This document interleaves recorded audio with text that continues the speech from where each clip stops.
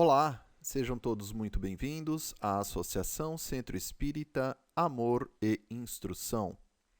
Para mais uma palestra, daremos início, como tradição, à nossa oração inicial, cujo objetivo é nós estabelecermos uma sintonia com a espiritualidade maior. Sendo assim, rogamos aos benfeitores amigos que nos possam intuir, nos auxiliar, para que a nossa palavra possa ser compreensível, se tornar compreensível a todos aqueles que vierem a assistir esta gravação. Rogando a Jesus que nos intua para que possamos retransmitir tudo aquilo que através de sua misericórdia nos foi concedido para a nossa própria melhoria. Que assim seja, graças a Deus. Continuando então e agora a última visão, né, a terceira visão sobre a análise de conteúdo dito espírita. Tivemos aí dois capítulos, né, duas visões, que, como nós havíamos comentado na primeira, elas são semelhantes, porém com exemplos diferentes, relativas todas a mesma afirmativa, né, da importância da análise de conteúdo dito espírita. E encerramos então com esta, que as três juntas formam um seminário, né, que chama-se A Importância da Análise de Conteúdo Dito Espírita. Esse seminário nós faremos a gravação, disponibilização. Como ela é um pouco mais extensa, por isso nós dividimos o tema, que é semelhante e idêntico, em três visões para ficar um pouco mais curta, né? Sendo que no seminário há também alguns acréscimos de informações também. Essa palestra ela tem um direcionamento, um foco, né, um enfoque um pouco mais voltado a trabalhadores, assistentes e coordenadores ou dirigentes da área do livro, né, da biblioteca, que é empréstimo gratuito, e da livraria, que são vendas revertidas aí à manutenção das atividades no centro espírita. Porém, nós acreditamos, né, que elas são sim aplicáveis também aos iniciantes interessados no conhecimento da doutrina espírita e até mesmo além dela. Por quê? Porque aqui nós trataremos da importância de nós analisarmos conteúdo, não necessariamente somente espírita, mas toda e qualquer informação que nos chegue. Então, seja numa conversação, numa roda de amigos, no colégio, na faculdade, na escola em geral, ou na rua, enfim. E também de todas as mídias que nós temos disponíveis até hoje, né? Seja na televisão, na internet, na rádio, nos jornais. Por quê? Ao observarmos, né, constatamos que muitas das informações que nos chegam, muitas delas aparentam estar corretas. Mas se nós fizermos uma ponderação, né, de acordo com as leis divinas que Jesus nos trouxe e que a doutrina espírita hoje nos traz assim de forma clara, né, o que Jesus efetivamente quis dizer, nós vamos perceber que há ali equívocos.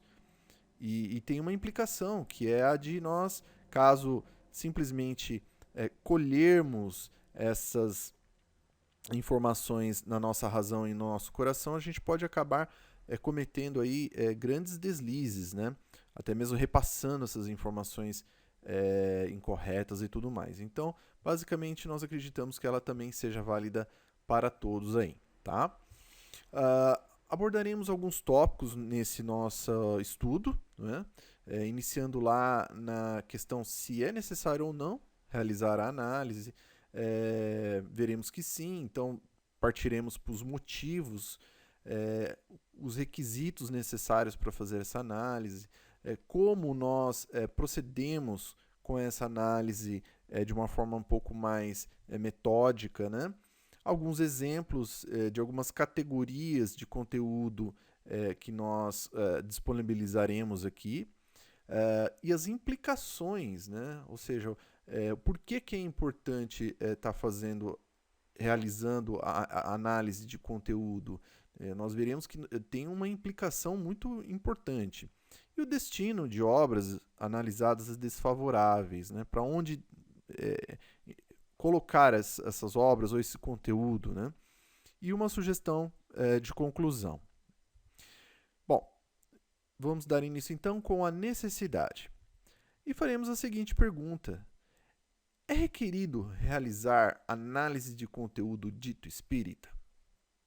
Bom, após nós efetuarmos um estudo e refletirmos a respeito, previamente já indicamos que sim, né? É necessário.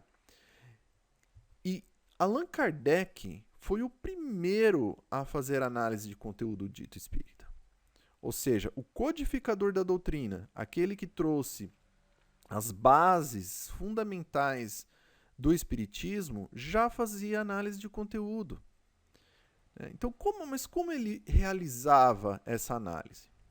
Bom, aí nós temos que entrar um pouco em história.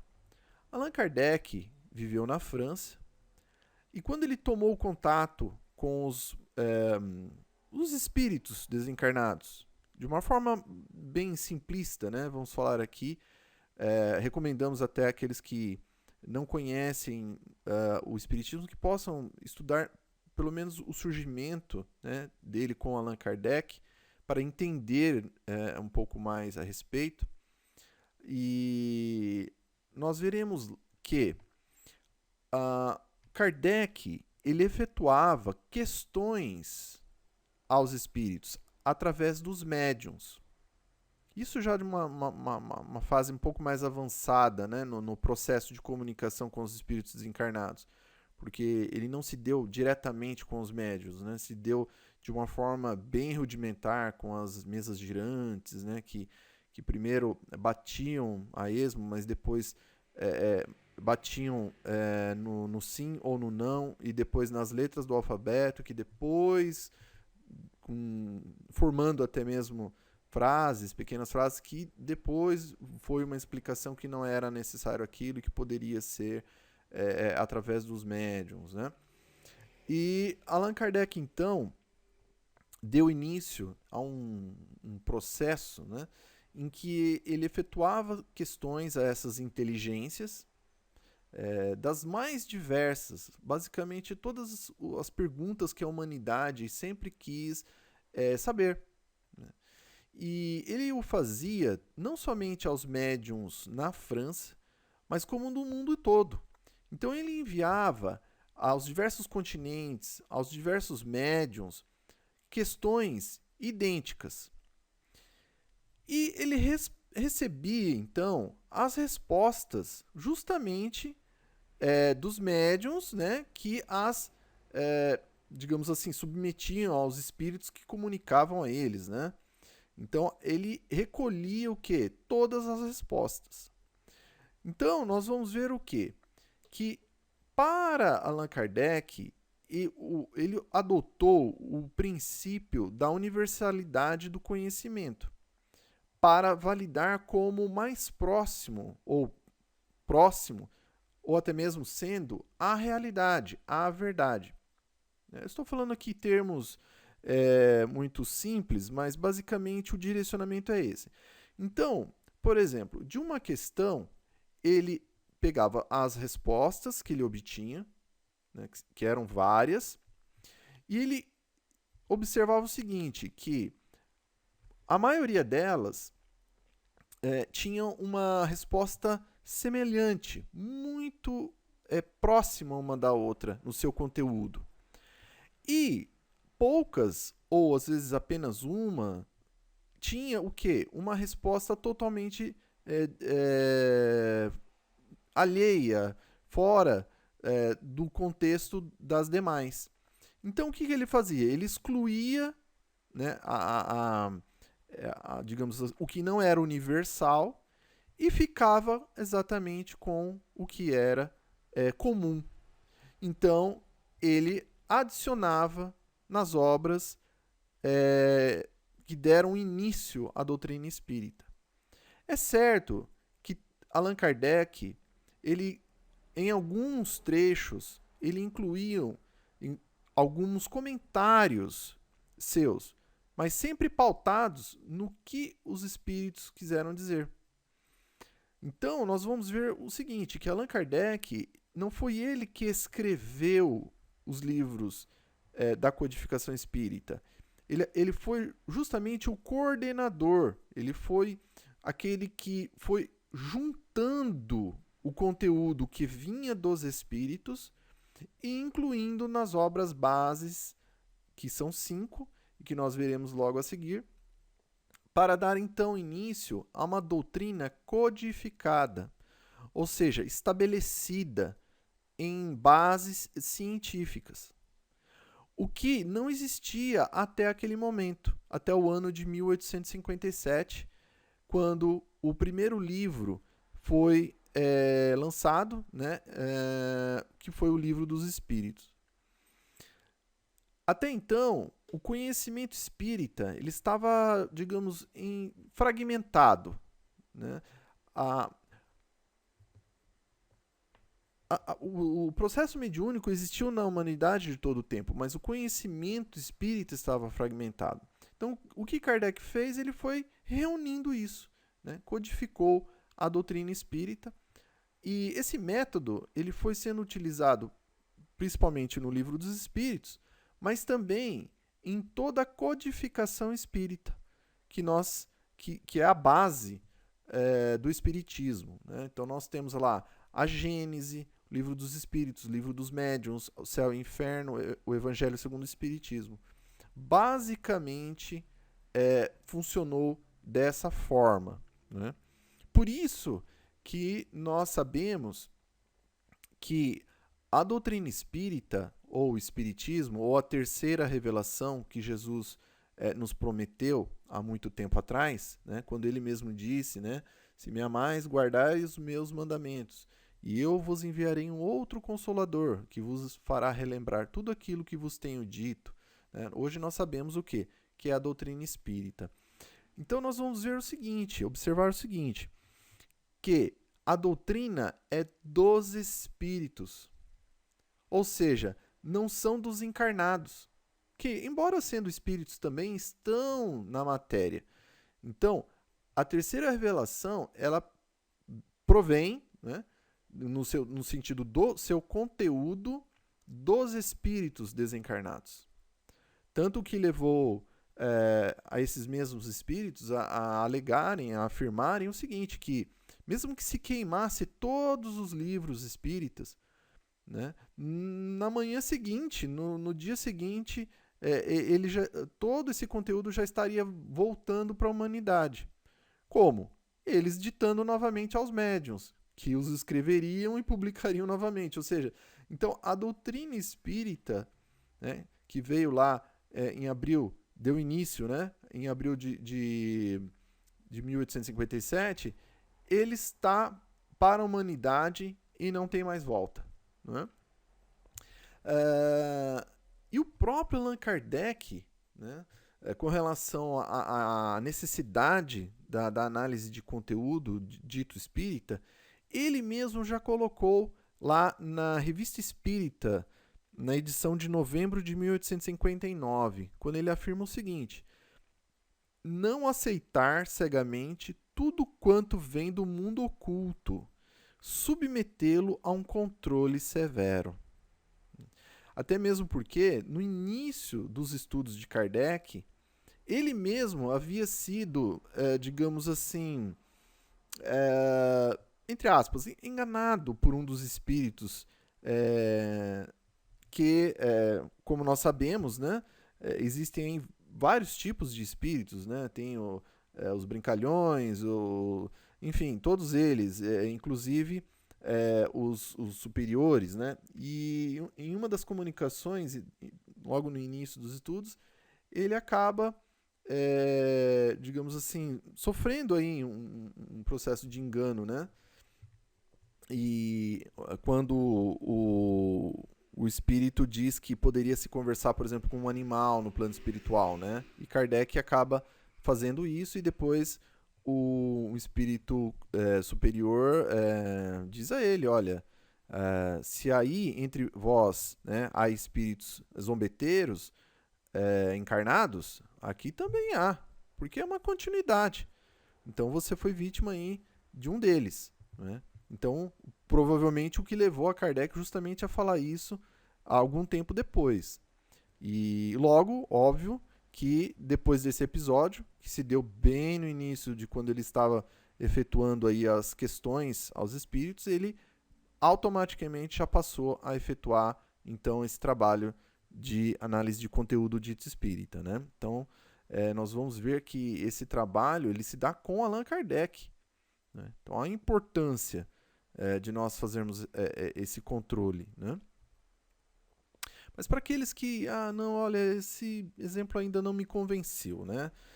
Por que eu devo fazer análise de conteúdo? Né? Por que eu tenho que ponderar aquilo que eu assisto na televisão, ou aquilo que eu leio nos jornais, ou num livro, ou até mesmo vendo essa palestra? Por que eu tenho que ponderar?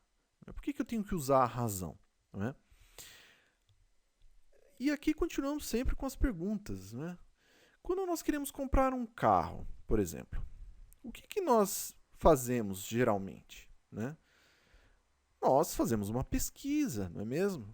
Nós não vamos simplesmente compramos qualquer carro que esteja à venda. Nós realizamos uma pesquisa, analisamos os modelos, as condições de pagamento, as condições de mecânica, as questões estruturais do veículo, né? Nós procuramos até mesmo agências que vendam esse carro e que, porventura, possam proporcionar um pós-venda de qualidade. Então, ou seja, nós fazemos uma pesquisa, né? Nós fazemos um levantamento, ou seja, uma análise daquilo, né, que nós procuramos. Né? E é um restaurante? Nós vamos logo no primeiro restaurante que encontramos? Não. Né? Nós fazemos uma análise no sentido do que eu gostaria de comer, se seria uma comida, digamos, rápida, não é? Ou até mesmo um restaurante mais refinado, mas aí eu analiso também as questões financeiras, analiso as indicações que me deram a respeito. Então, ou seja, fazemos o quê? Toda uma análise daquilo que nós queremos ou não. Agora, por que nós escolhemos então? Por que nós queremos escolher os carros quando queremos comprar um? Ou por que nós escolhemos um restaurante quando queremos ir em algum? Aqui são 2 exemplos apenas. Ora, é simples. Porque queremos o melhor. Todos querem o melhor. A maioria esmagadora quer o melhor. Isso é normal da vida. Não há nada de equivocado nisso. Né? Então, logo, né, trazendo aqui agora ao objetivo do nosso estudo, que é a análise de conteúdo dito espírita, temos que lembrar lá o quê? O apóstolo Paulo, quando ele diz o seguinte: tudo me é lícito, mas nem tudo me convém. Ou seja, nós podemos ir em qualquer restaurante que quisermos, nós podemos comprar qualquer carro que queremos, nós podemos ler qualquer livro que se diz espírita sem problemas. Mas o conteúdo nem sempre vai me convir. Por quê? Porque nesses livros ditos espíritas, de repente, ele não é efetivamente um livro espírita. Acaba sendo um livro espiritualista, ou um livro misticista, com uma dose muito grande de misticismo, de equívocos doutrinários. Né? Então, é basicamente isso. Nós queremos o melhor, queremos escolher. Porém, nós podemos, e devemos, inclusive, analisar tudo. Porém, reter apenas o que for bom. Ou seja, se eu ver uma palestra no centro espírita, né, cujo conteúdo não foi bom, então, ou partes que não forem boas, eu não devo reter elas para mim. Né? Apenas o que for bom. Né? Se queremos melhor, então por que nós não devemos nos esforçar em fornecer o melhor? E aqui nós damos, digamos assim, associamos, né, como um objetivo assim de abstração, que o conteúdo espírita ele é como se fosse um remédio. E ele funciona justamente para uma cura espiritual efetiva. Porque o que efetivamente nos cura, digamos assim, até mesmo de mazelas morais, até mesmo de doenças, de doenças físicas, né, num longo prazo, o remédio ele é o evangelho, ou seja, ele é o conteúdo espírita, claro, e outros conteúdos também, digamos assim, que tendem a explanar sobre a importância do amor, do exercício do amor e da caridade. E quando dizemos amor aqui é no sentido amplo, né? E não no sentido que o mundo o dá, mas ele é um verdadeiro remédio. Por quê? Porque muitas vezes a gente pode curar o corpo físico através da química, né? Dos remédios efetivamente materiais, de tratamentos outros, que pode vir a ajudar o corpo. Mas se o espírito que habita o corpo não efetuar sua reforma íntima, ou seja, não se transformar, não passar a perdoar mais, a se resignar mais, a ser mais proativos no bem a si próprio e aos demais, o que pode acontecer? A doença volta, a doença física somatiza novamente no corpo. Então, o que efetivamente vai curar a longo prazo é o quê? É o espírito encarnado receber esse remédio, que é a informação do evangelho, da doutrina espírita e de outras doutrinas também positivas, né? Outras religiões que tragam a pessoa para o bem, né? Para o amor, para a caridade. Isso vai fazer com que essas informações, que ela permita, que ela queira, principalmente, que dá razão desça ao sentimento, fazendo com que ela, através da vontade, exerça esse conhecimento no seu dia a dia, né? Sendo mais paciente, sendo mais altruísta, sendo mais compreensivo, etc, etc. Isso é o que efetivamente vai curar a longo prazo, né? Então, esse remédio, né, por que não nos esforçarmos a repassar isso para frente, né? Então, nesse nosso caso aqui, né, como podemos identificar esse remédio? Nós dizemos o seguinte, que o livro espírita genuíno, ou até mesmo o conteúdo espírita genuíno, então palestra nos sites de vídeos, pendrive, no HD de um computador, livros em PDF, ou livros impressos, ou jornais impressos, seja qualquer mídia que for, que aquele conteúdo seja genuinamente espírita, não é? Que é esse remédio, ele tem que ter consolo e instrução à luz da doutrina espírita. Esse remédio, digamos assim, ele tem que ter essas duas qualidades. Caso falte um ou caso falte outro, não pode ser um livro espírita. Pode ser um livro de doutrinas exóticas, ou misticismo, ou qualquer outro tipo, né? Mas não espírita. E os requisitos, então, para nós efetuarmos uma boa análise de conteúdo? Vem a pergunta que nós costumamos fazer aqui, não é? Como nós podemos analisar um conteúdo, se ele é bom ou não, aqui no nosso caso, dentro da doutrina espírita, se nós não conhecemos, né, qual o caminho correto ali para identificar esse conteúdo? Então, faça-se necessário a leitura e estudo do que primeiro da codificação.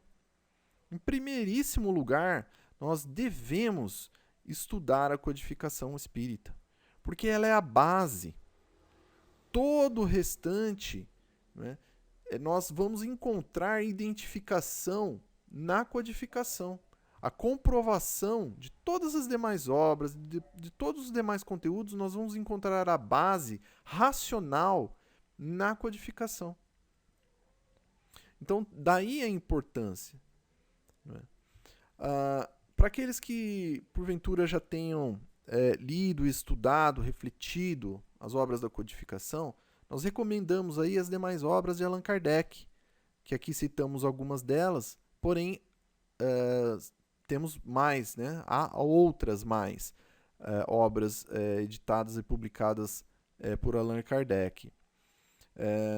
E aos que porventura, né, já estejam aí caminhando muito bem, que ingressem nas obras complementares. E aqui citamos o nosso irmão, né, o maior médium do século XX, e quiçá, né, do século XXI, mas ainda não sabemos, né? Francisco Cândido Xavier, o nosso Chico Xavier, que psicografou aí diversas obras, né? E também os clássicos imortais, ou aqueles que estão certificados através do tempo de que aquele conteúdo que escreveram são efetivamente espírita. O conteúdo é genuíno, já foi certificado, né, por aí centenas de anos, dezenas de anos, por toda uma comunidade, enfim. E independentemente disso, né, desse selo, digamos assim, dos demais, ao nós lermos as obras desses irmãos e dessas irmãs, nós vamos perceber que o conteúdo é altamente consolador e instrutivo. Né? E aqui nós vamos observar o seguinte, que muitos de nós estamos tendo contato com a doutrina espírita pela primeira vez, talvez nessa encarnação. E se nós, por exemplo, o Chico Xavier publicou cerca de um pouco mais de 400 obras, mas recentemente, né, se descobriram aí diversas obras póstumas, que possivelmente chegará a 500 obras em toda a sua todo o seu trabalho recente, né, digamos assim. Mas vamos considerar que até o fechamento desse vídeo as 412 obras que tínhamos contato. Ora, nós vamos se nós lêssemos um livro, né, de Chico Xavier por mês, levaríamos 34 anos para ler todas as obras. Do médium baiano, Divaldo Pereira Franco, mais de 200 obras, então seriam mais 16 anos, o que nos levam aí a no mínimo aí 50 anos, né, de estudo aí de uma obra por mês.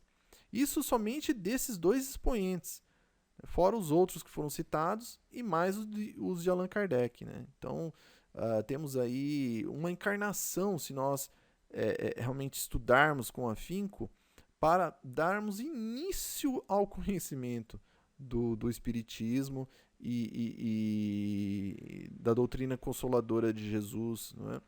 Então, nós temos aí muito pela frente. Né?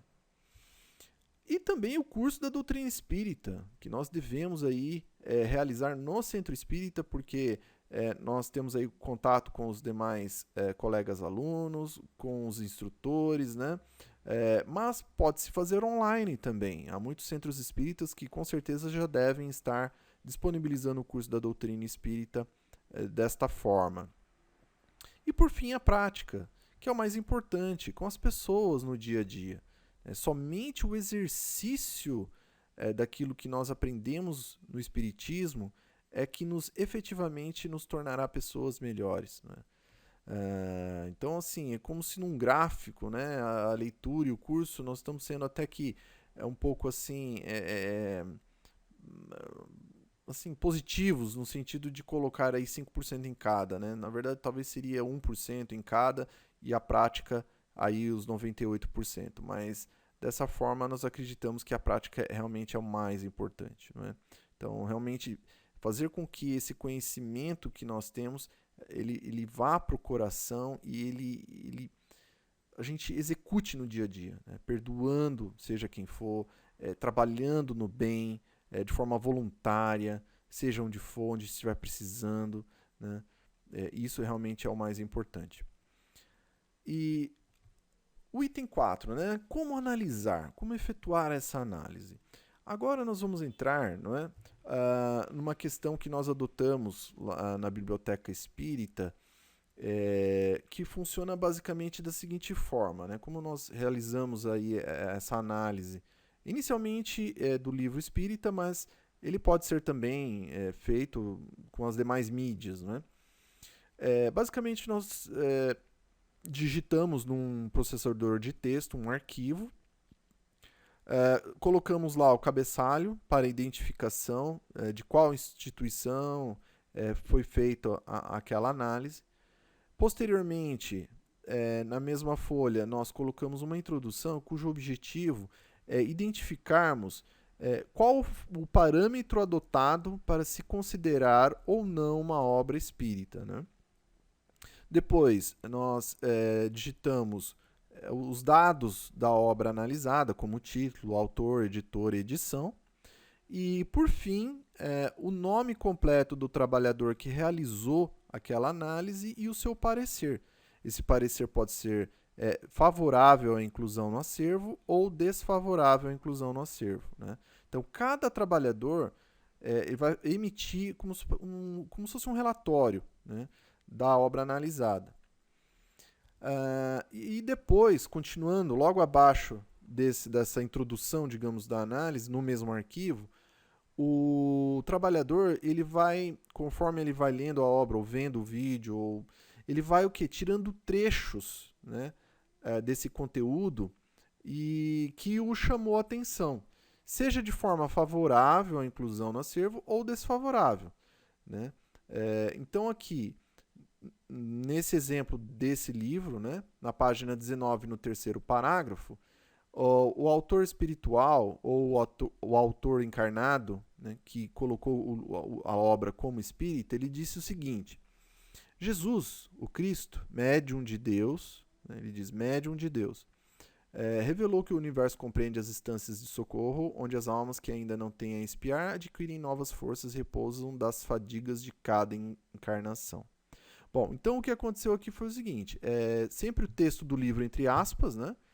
E, se possível, de cores diferentes entre o que está no texto do livro ou da obra e embaixo vem então a análise do trabalhador, né? Para destacar, para diferenciar. E aqui esse trabalhador ele percebeu o seguinte, que há duas observações a serem feitas, né?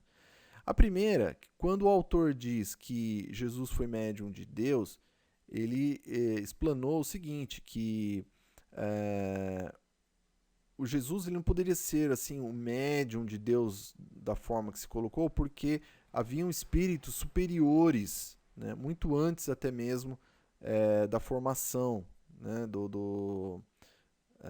da formação do planeta, né? Então, alegar que ele seria médium de Deus é esquecer que há, né, no universo espíritos superiores até mesmo, né?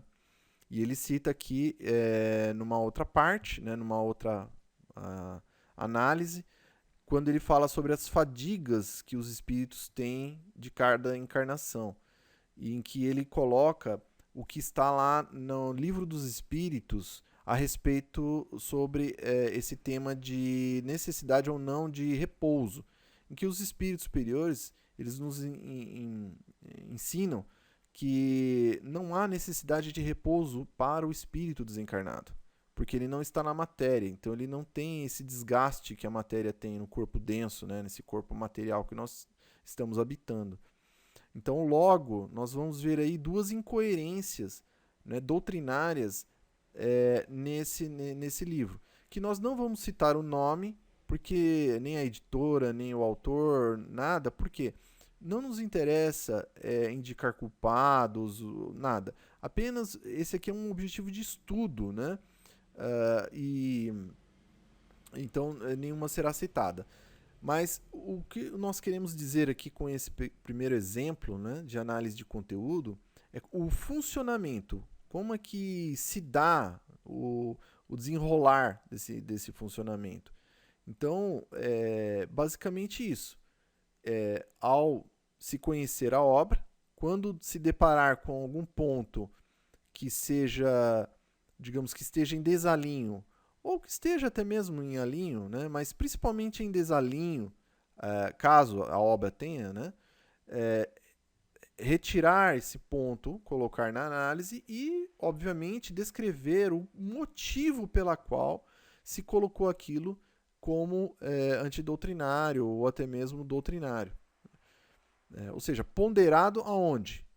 Na codificação, como foi o caso aqui, que citou o Livro dos Espíritos e ainda a questão. Então, esse é o trabalho, né, de ponderação sobre uma base sólida na doutrina. Né? E não dizer assim, não, olha, eu acho que ali está equivocado porque eu acho. Aí não há base científica nenhuma, não há pessoal.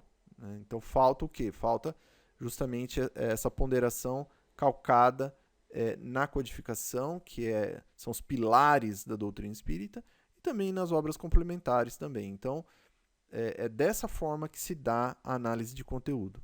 Agora, claro, novamente, né, para aqueles que foram convidados, né, até mesmo a assistirem a palestra até aqui, e que apenas são pessoas comuns, né, não vão emitir um relatório, né, escrito num arquivo nem nada a cada uma das conversas que ouviram ou que ver no jornal, nem nada.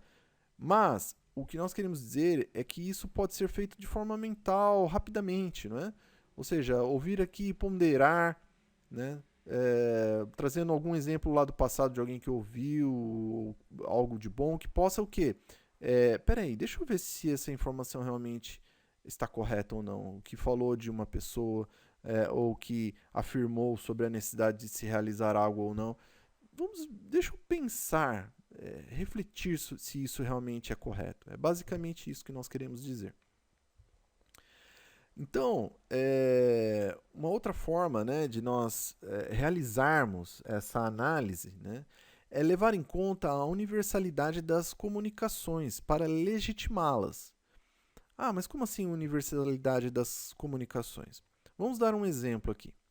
Nesse livro, Bem-aventurados os misericordiosos, nesse caso nós vamos citar porque não é bem uma análise, sim demonstrando a universalidade do conhecimento, né? Que é, inclusive, o sistema que Allan Kardec utilizou na época e que nós podemos continuar usando hoje. Né? Nesse livro, ele coloca lá, sede indulgentes.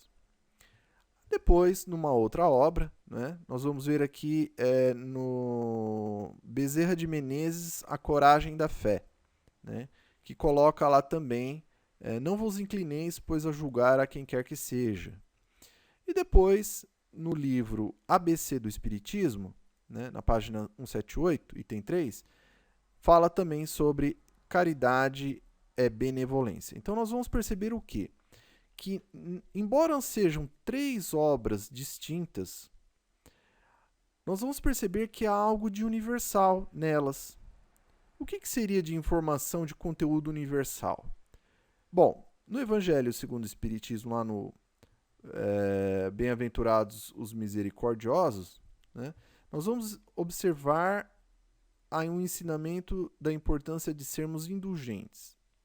Depois, no Bezerra de Menezes, A Coragem e a Fé, não vos inclinei a julgar quem quer que seja, ou seja, indulgência, né, perdão. Depois, no ABC do Espiritismo, caridade é benevolência, que é justamente uma palavra cujo o conteúdo, né, é similar à indulgência. Então, isso é universalidade do conhecimento. E para isso, nós precisamos conhecer.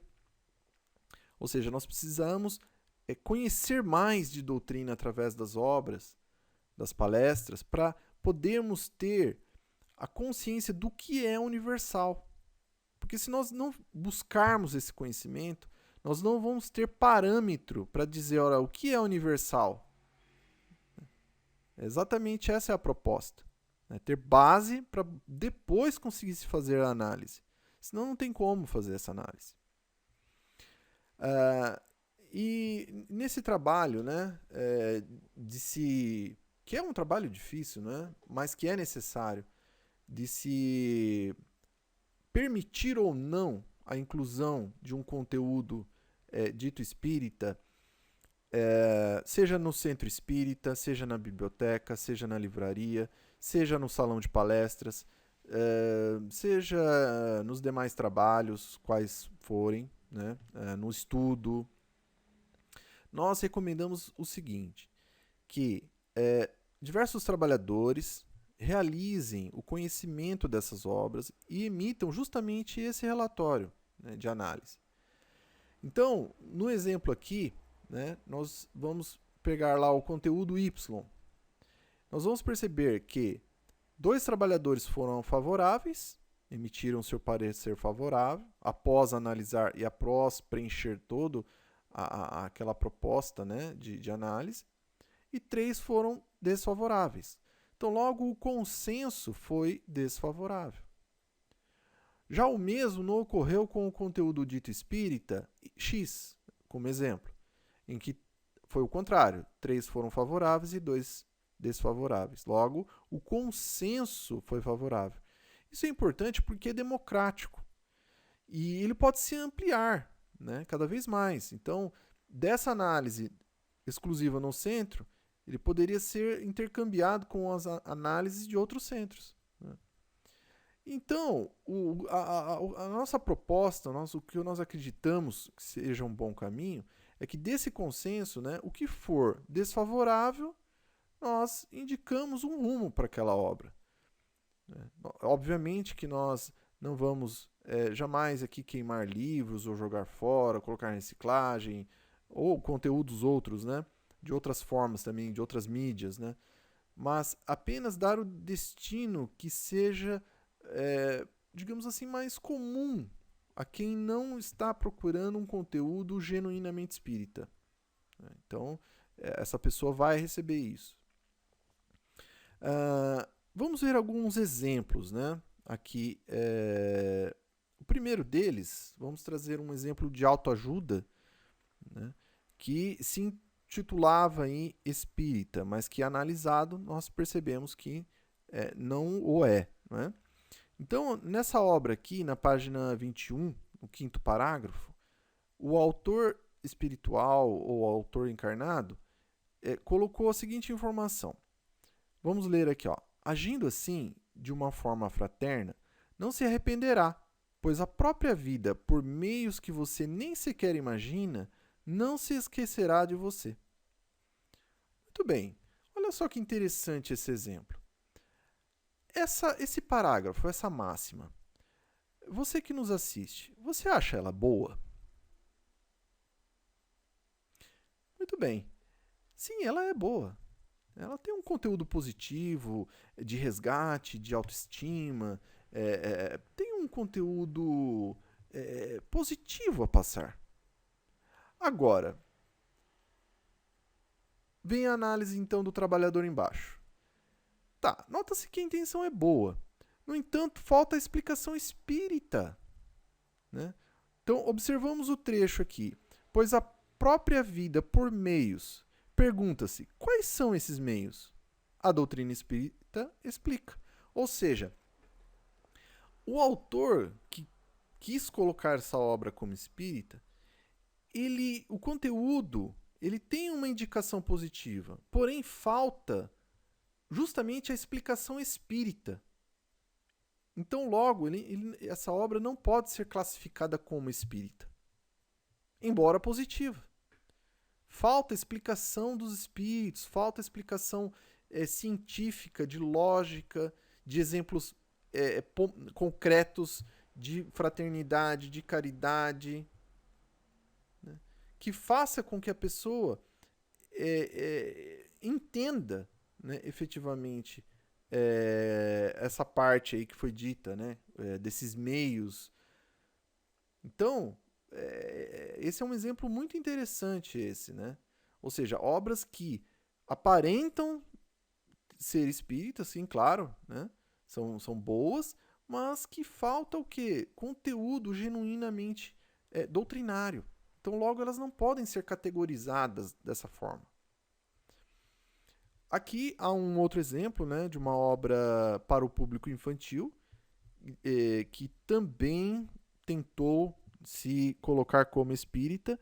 E aqui há um agravante, né, muito grande, muito semelhante ao que nós pudermos, né, observar na primeira visão dessa série de palestras da análise de conteúdo dito espírita, que do grau de periculosidade até mesmo que muitos conteúdos trazem e que nós devemos estar atentos e que faz realmente uma importância, né, de nós realizarmos esse trabalho para não permitirmos que ele venha a causar danos, e nesse caso até mesmo às crianças.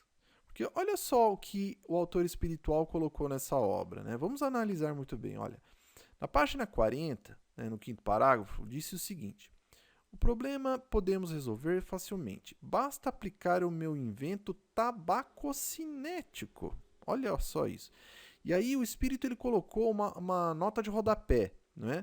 Em que ele explica o que é o tabacocinético.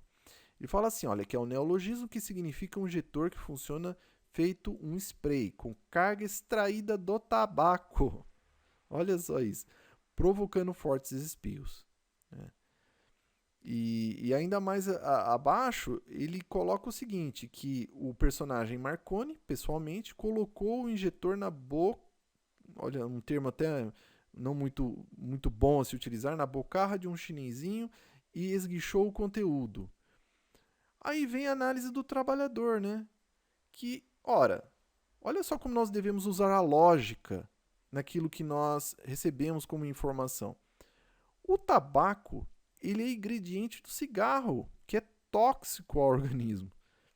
Então, ou seja, bons espíritos jamais, né, colocariam um invento ou um aparelho ou por qualquer motivo que seja, utilizando uma substância química que fosse prejudicial à saúde, ainda mais de uma criança.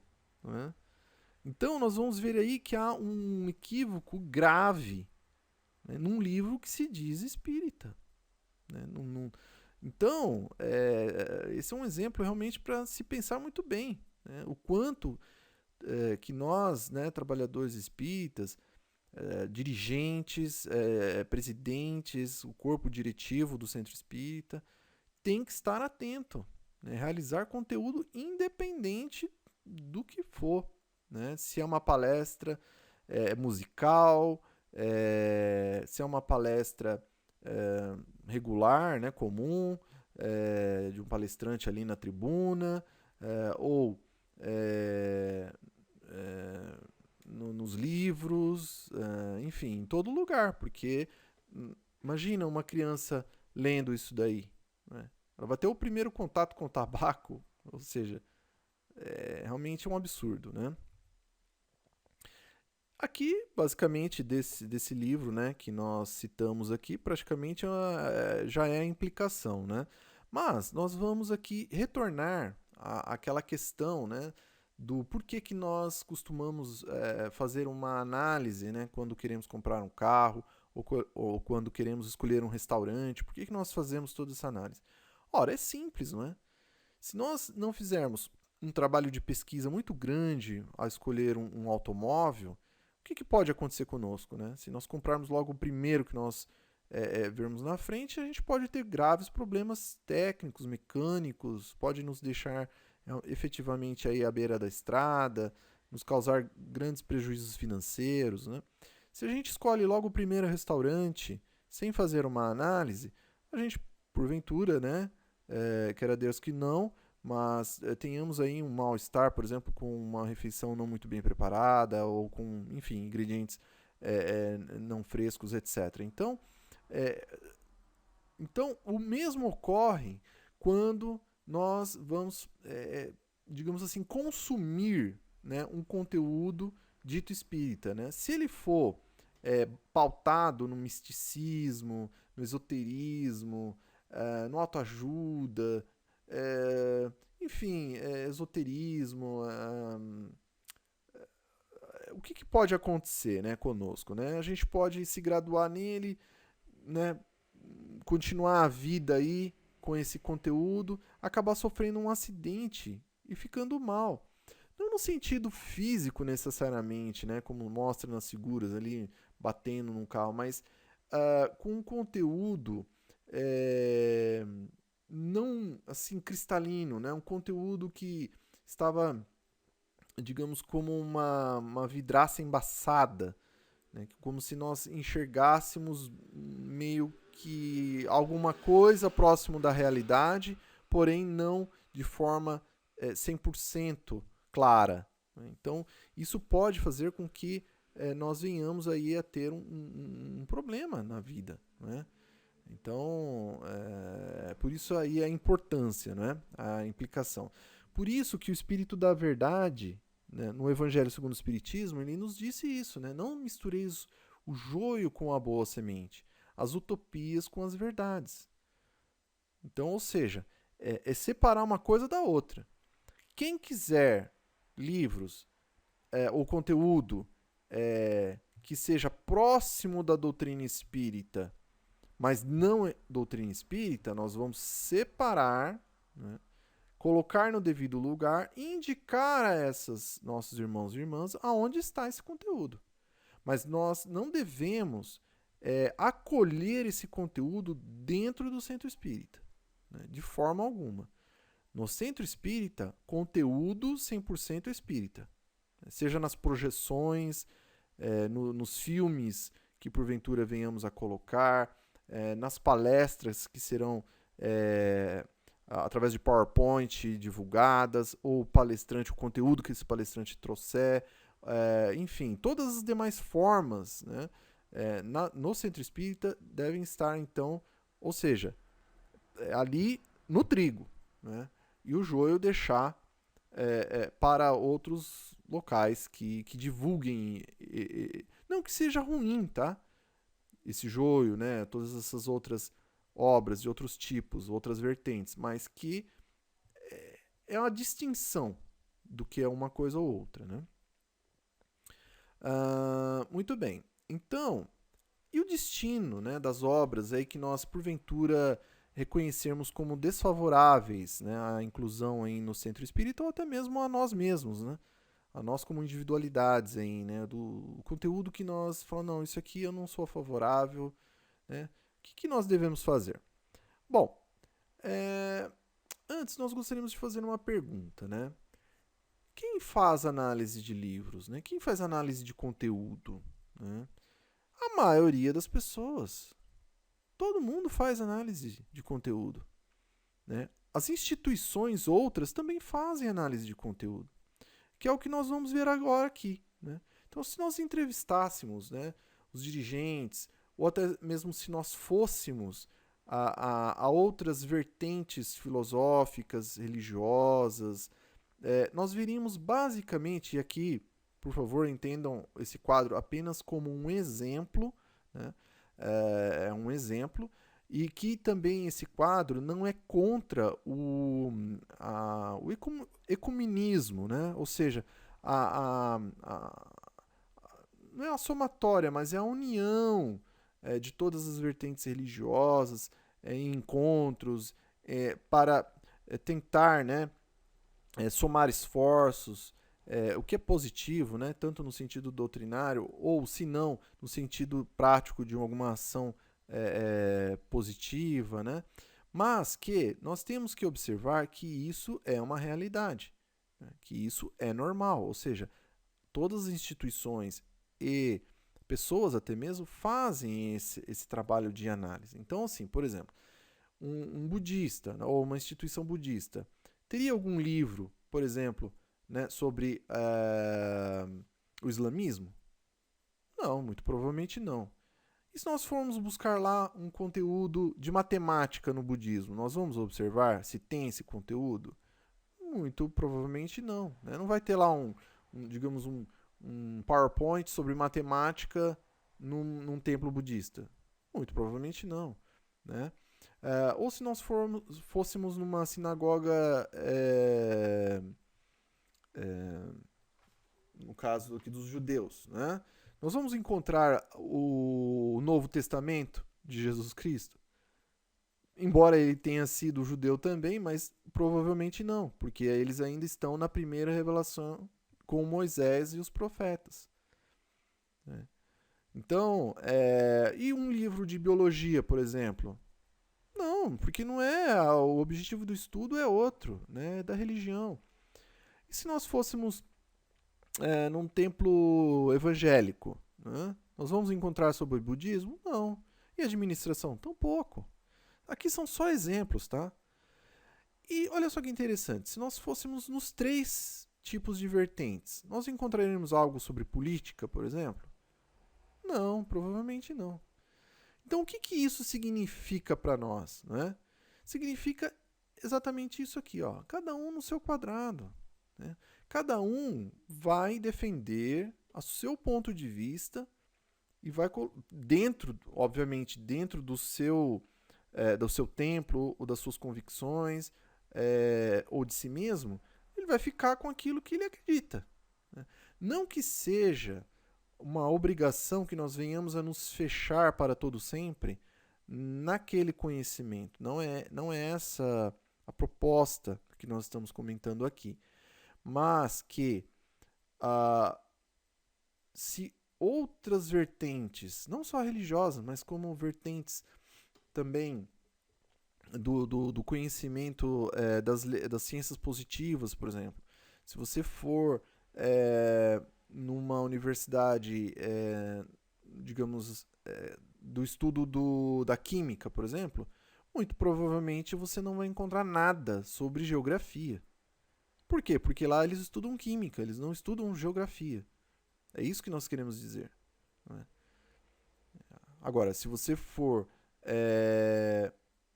na geografia, você também não vai encontrar nada sobre química, porque são estudos diferentes. Né?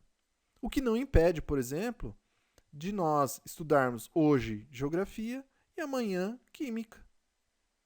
Mas cada um vai o quê?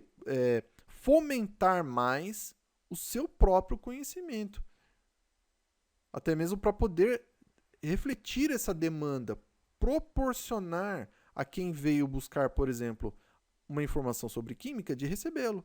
Ou aquele que veio buscar na universidade de geografia o conhecimento sobre essa área. Né? Porque senão o que acontece? O estudante vai até lá, chega, mas eu vim estudar geografia, que tem livros de química? Então aqui não vai me ajudar em nada. E vai embora. E a mesma coisa no centro espírita.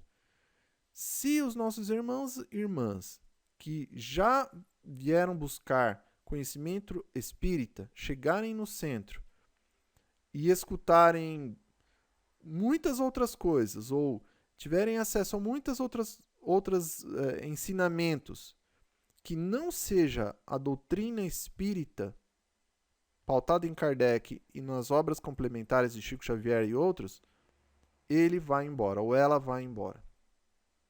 Porque não recebeu o que veio buscar. Então, basicamente, essa é a proposta, da ideia, do conceito, né, que nós viemos trazer aqui com essa série de palestras.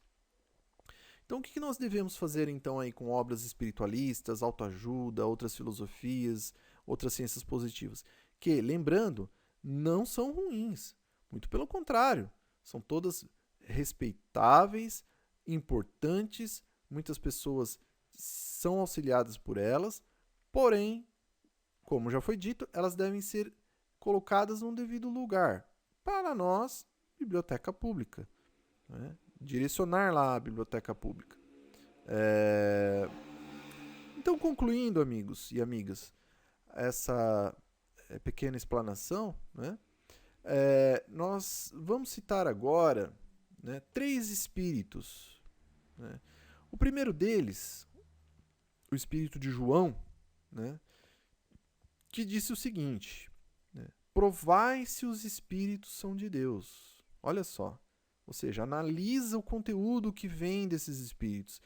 Porque somente o conteúdo você vai identificar se esse espírito ele vem de Deus, ou seja, se ele é um espírito superior ou não.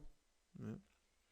Depois, Allan Kardec, no livro dos Médiuns, que ele fala o seguinte: é necessário distinguir as comunicações verdadeiramente sérias das comunicações falsamente sérias.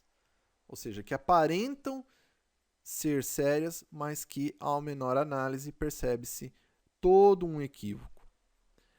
E por fim, agora, os espíritos superiores, né? No livro dos Espíritos, que dizem o seguinte: ocupa-te, cheio de zelo e perseverança, revela-o-emos juntos a fim de verificarmos todas as minúcias. Ou seja, eles iam auxiliar aqueles que se entregarem a um trabalho de análise. Ou seja, os bons espíritos auxiliam aqueles que querem efetivamente abstrair, conseguir o conteúdo realmente correto.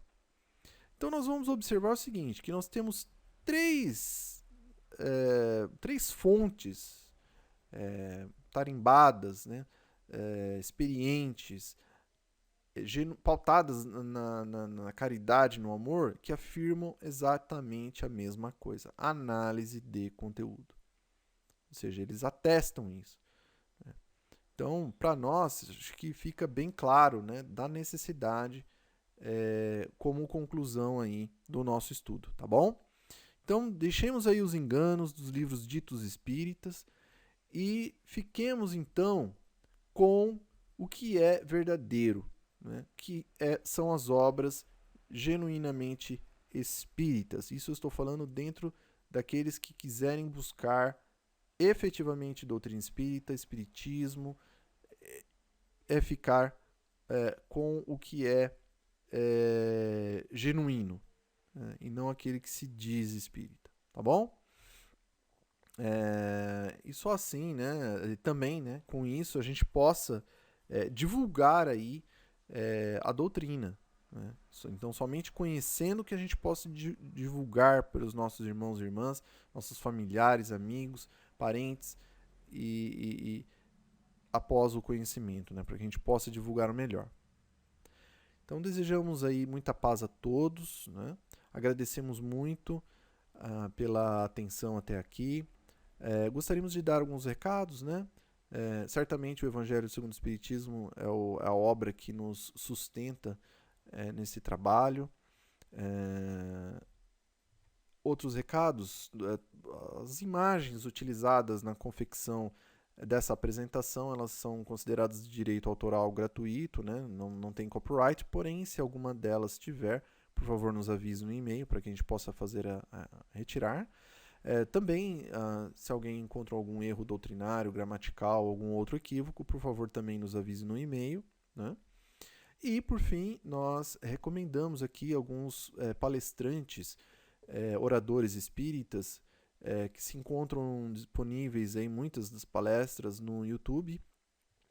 Basta colocar lá na pesquisa o nome completo deles, que realmente teremos aí um conteúdo que foi analisado, todos eles, para poderem estar aqui relacionados, muito altamente consolador e instrutivo à luz da doutrina espírita. Sabemos que muitos outros deveriam estar aqui também, mas que até o fechamento, pelo menos, desse vídeo, somente estes estão disponíveis. Mas se alguém tiver algum para recomendar, por favor, nos encaminhe lá no e-mail também, tá bom? E sendo assim, então, nós vamos fazer agora uma prece final de agradecimento. Queremos agradecer a Jesus por mais essa oportunidade, a Deus por tudo de bom que nos tem concedido. Rogamos aos benfeitores amigos que nos possam continuar intuindo, que nos possa auxiliar para que possamos estar aqui na próxima palestra. Agradecemos muito. Que assim seja, graças a Deus e graças a Jesus. Muito obrigado.